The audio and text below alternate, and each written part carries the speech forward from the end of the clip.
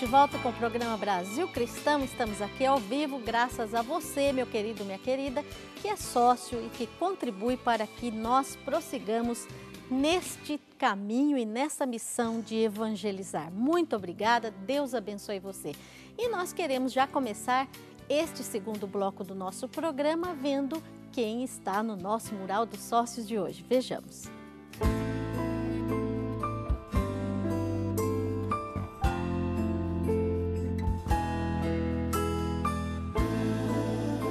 Recebemos a foto da nossa querida sócia, dona Cícera Freire da Costa e da família, de Araçoiaba, no Ceará. Que alegria ver a família reunida. Que Deus os abençoe. Venha nos ajudar a evangelizar, tornando-se sócio dessa belíssima obra de evangelização. Bênçãos jorrarão em suas vidas. Dona Cícera, muito obrigada e obrigada por essa linda foto que a senhora mandou da família reunida aí, viu, minha querida? Muito obrigada. Eu agradeço de coração, agradeço em nome de Jesus a quem nós servimos nesta obra e agradeço em nome do Padre Eduardo Dougert, que é o presidente, o fundador e o presidente desta entidade. Muito obrigada, viu, minha querida? Deus abençoe muito. E você que é sócio e sócia, eu tenho um recadinho para você também que está na nossa programação, mas a gente quer lembrar também aqui no nosso programa Brasil Cristão. Nós tivemos um pequeno problema nos boletos, no boleto emitido neste mês para uma faixa de boletos. Não são todos os sócios que receberam este boleto com esse problema, né? Então, se você não conseguiu ou não conseguir fazer a sua doação com esse boleto que você recebeu, não se preocupe, não se preocupe. Porque até sexta-feira você receberá na sua casa, porque a gente já identificou esse problema, foi um problema gráfico, tá? Da gráfica, e nós já identificamos a faixa de pessoas que recebeu esse boleto com problemas e até sexta-feira você receberá em sua casa novos boletos, a segunda via desses boletos. Eu quero até mostrar aqui, eu vou mostrar como vai chegar para você, tá? O Padre Eduardo escreveu aqui em cima uma nota, tá? Explicando e também falando exatamente o que está acontecendo. Em cima tem um boleto mensal, que é o nosso boleto para pagar as contas normais que a gente tem, e o outro boleto é para a campanha que a gente está vivendo, que iniciamos em março agora, a nossa campanha Aumenta a Minha Fé, tá bom? Então não se preocupe se você não conseguiu fazer a sua doação, você receberá na sua casa a segunda via desses boletos e você ficará assim livre para fazer a sua doação, porque nós estamos precisando muito, tá bom? Estamos precisando demais. Então a gente agradece já de antemão a doação que você enviará para nós com esse boleto que vai chegar aí, sanando esse problema que nós vivenciamos. Isso acontece e nós louvamos e agradecemos a Deus, porque tudo acontece para o bem daqueles que amam a Deus. Eu quero também lembrar que nós estamos nesta campanha Aumenta a Minha Fé e eu quero fazer uma pergunta para você interagir conosco aqui no programa Brasil Cristão de hoje. A sua fé aumentou desde que você começou a ter um contato maior com esta obra, seja pela televisão, seja pelo portal, seja por algum outro tipo de contato, vindo aqui nos nossos programas ao vivo, você teve uma mudança na sua vida, no seu comportamento, na sua fé, é importante você mandar esse testemunho, porque a partir desse testemunho, a partir da sua palavra, do seu testemunho, nós nos sentiremos muito mais motivados a produzir conteúdos que farão bem para muito mais pessoas, que vão edificar a vida de muito mais gente. Porque as pessoas precisam de Deus. Isso a gente já sabe, isso é fato.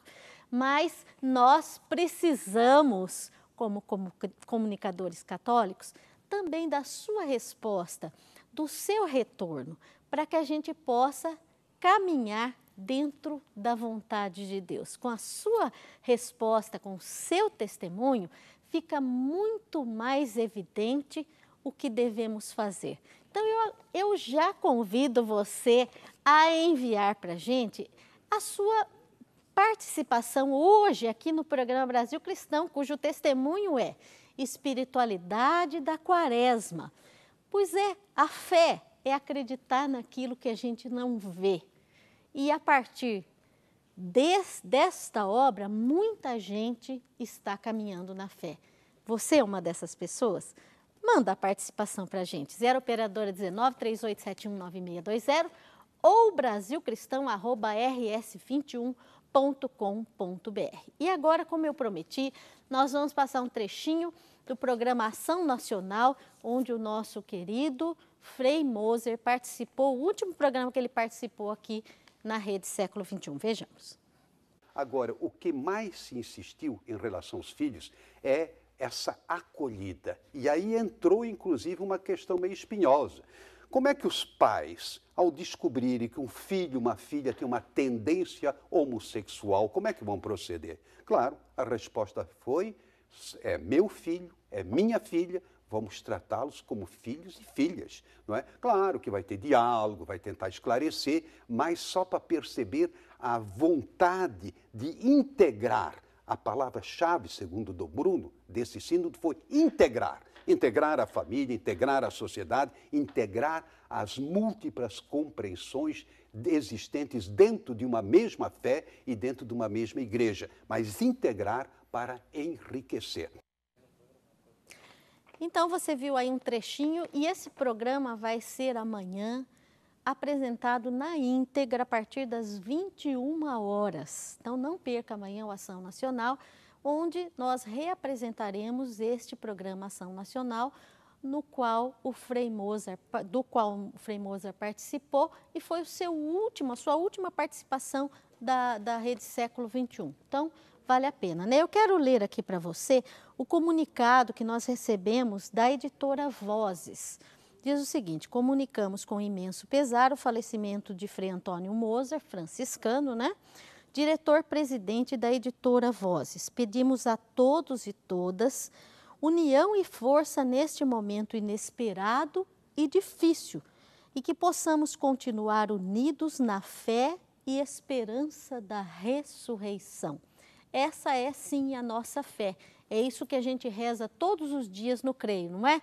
Creio na ressurreição e na vida eterna. Quem assina é o Frei Volney José Berkenbrock, da editora Vozes. E nós, em resposta a esse comunicado, queremos dizer que estamos sim em oração e vamos permanecer unidos, e conto com a sua oração também, meu querido, minha querida, por este homem de Deus e pelo desempenho da editora Vozes agora, sem o nosso querido Frei Moser, que vai, com certeza, com o equilíbrio do Espírito Santo, superar este momento difícil.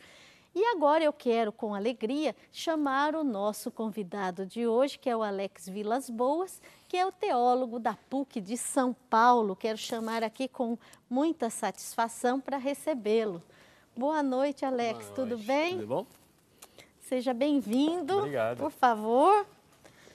Nós tivemos aí essa notícia hoje, Sim, né? Sim, muito triste. Que abalou um pouco a gente. Com certeza. Inesperado. Mas a gente que acredita, né, em Deus, não é, Alex? A gente se recompõe pelo poder de Deus, pela fé, né? Exato. Exatamente.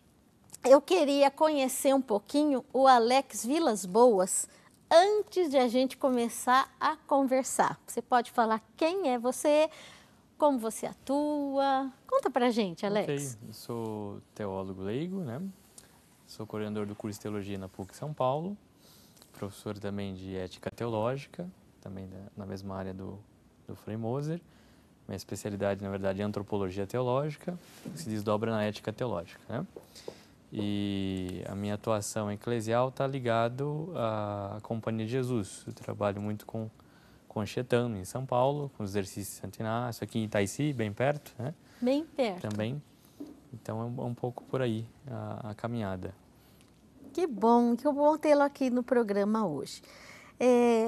Antes da gente começar a entrar propriamente no assunto, nós estamos dentro de uma campanha que se chama Aumenta Minha Fé. E hoje, com todo esse acontecimento que nós vivemos, também a gente pode ficar assim, a balançar um pouco a fé, por mais centrado em Jesus que a gente esteja, não é, Alex? Porque foi um acontecimento inesperado, e acontecimentos violentos que acontecem, assim, que podem ocorrer na vida da gente, balançam um pouco a fé, né, da gente. Fala um pouquinho dessa fé, do dom da fé. Como eu faço para aumentar a fé?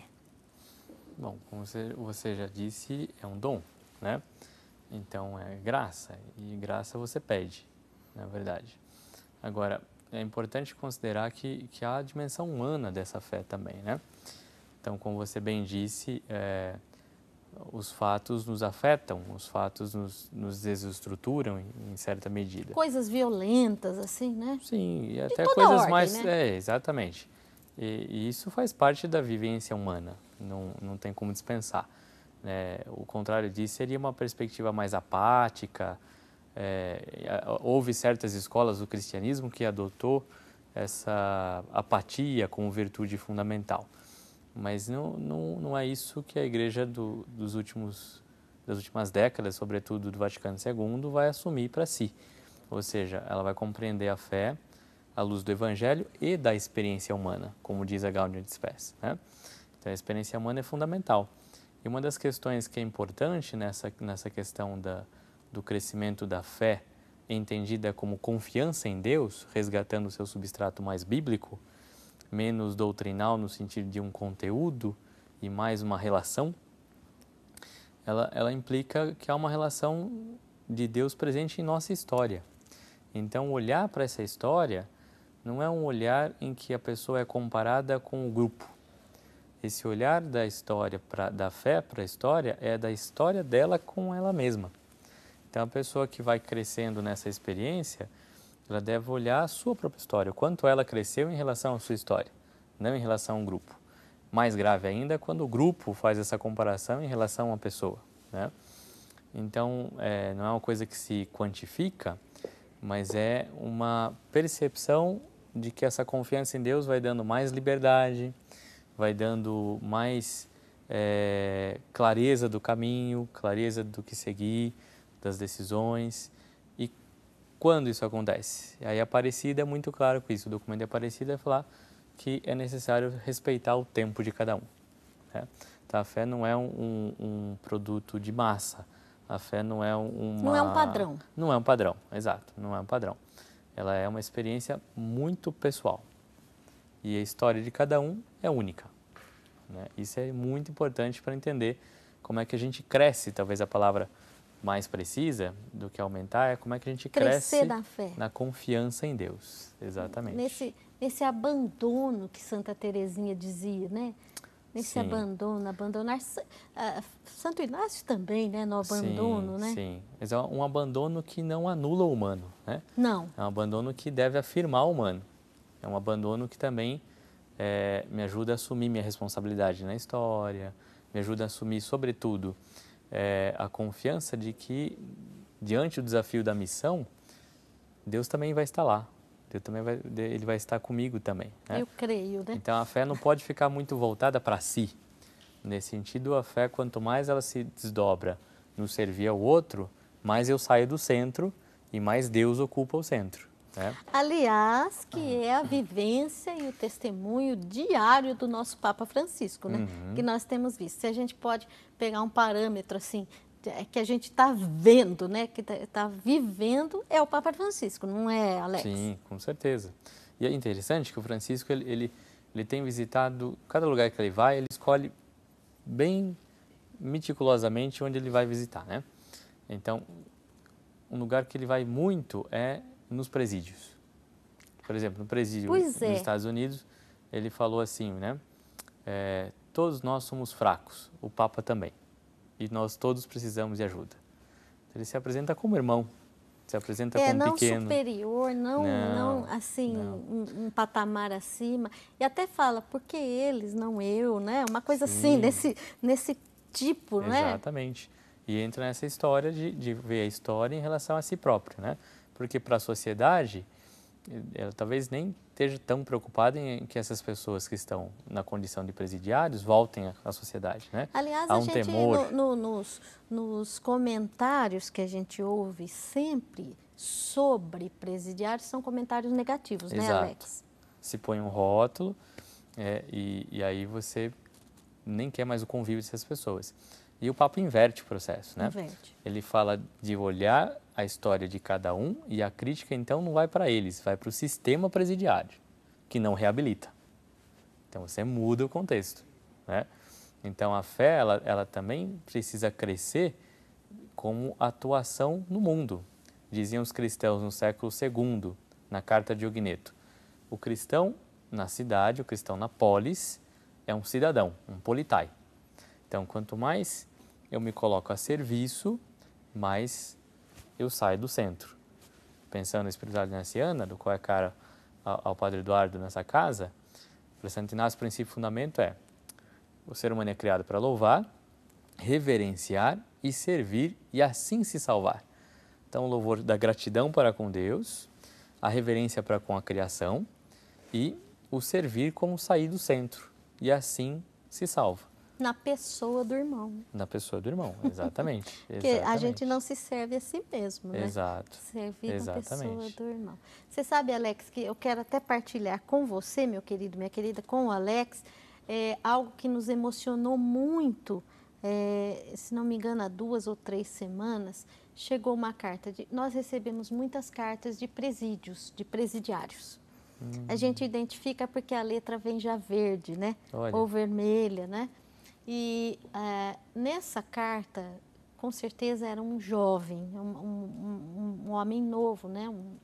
Não muito com a idade maior, né? Eu imagino que tinha menos de 30 anos, não cita.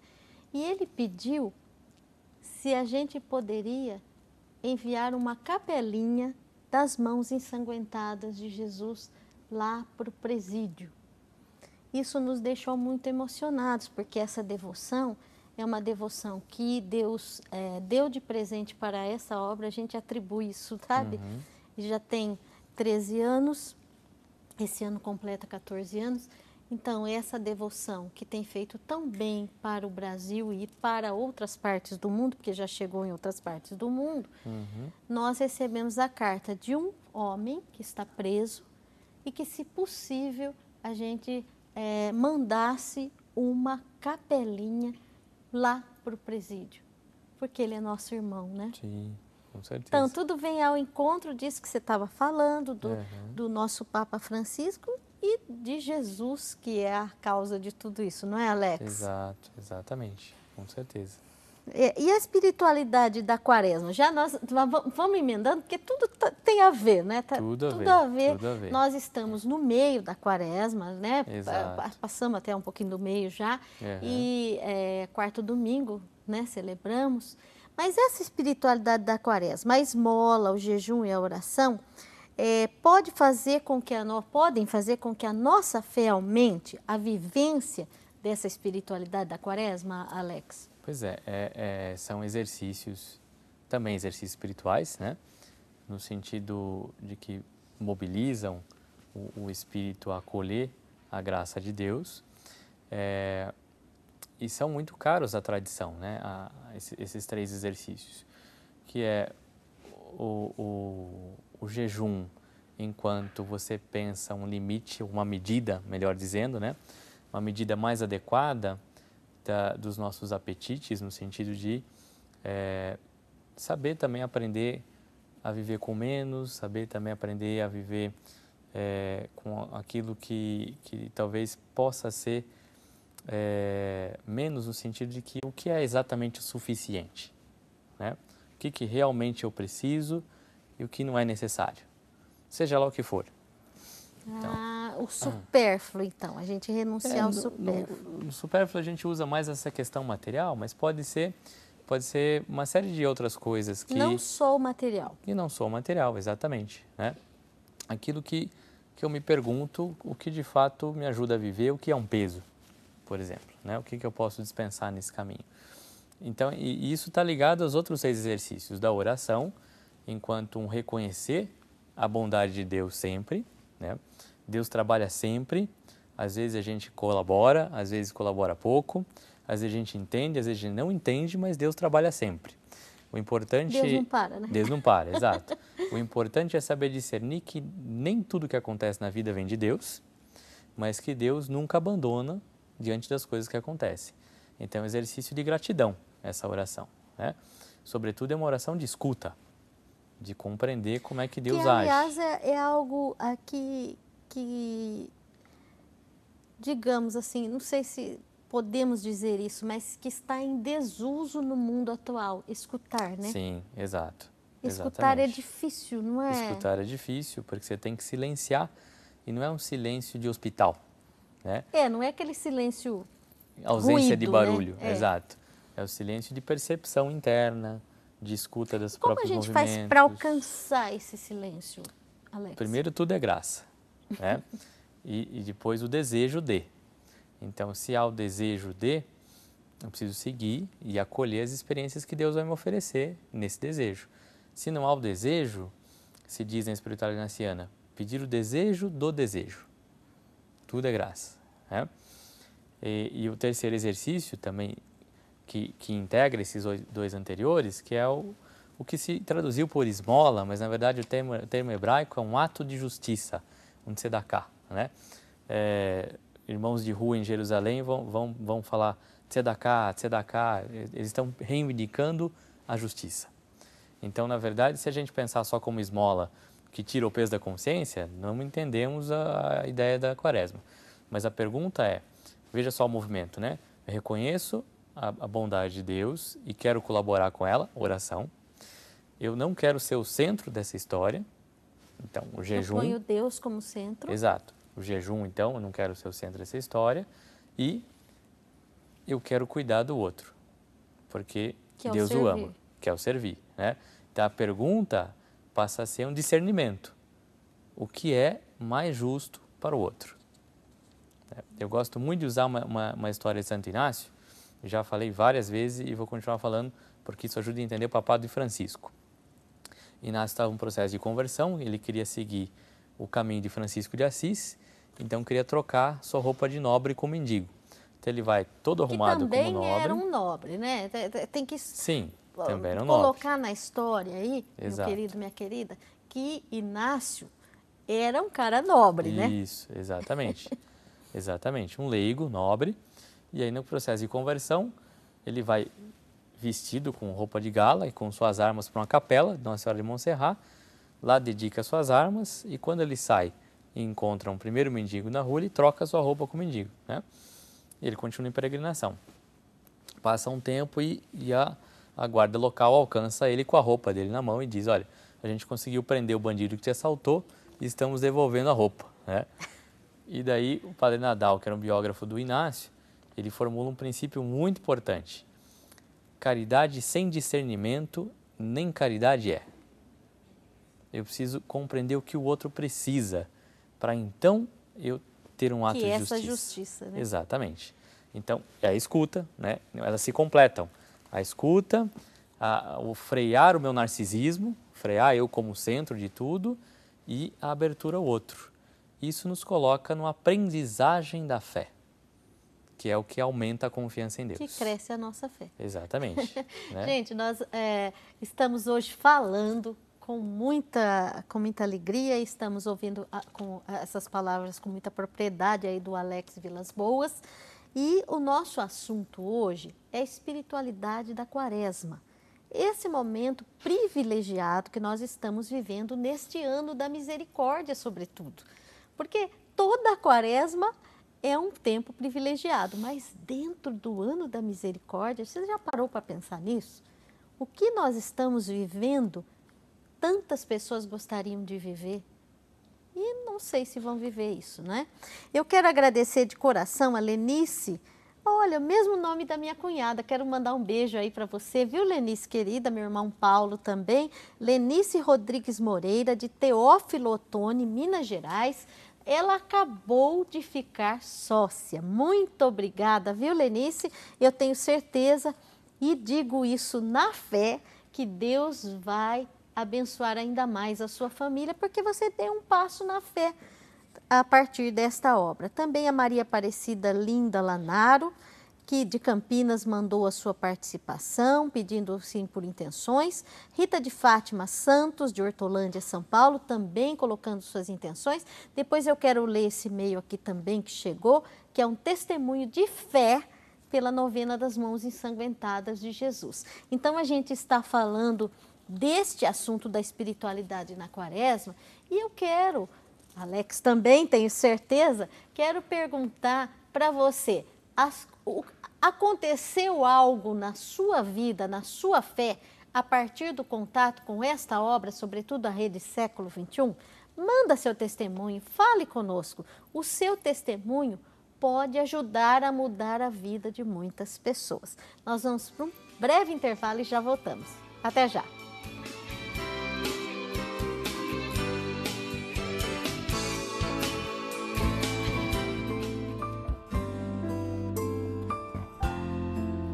Não deixe de ler a mais nova coluna da sua revista Brasil Cristão, o Testemunho Ilustrado. Este mês você confere o testemunho da nossa sócia Neuza. Não deixe de ler.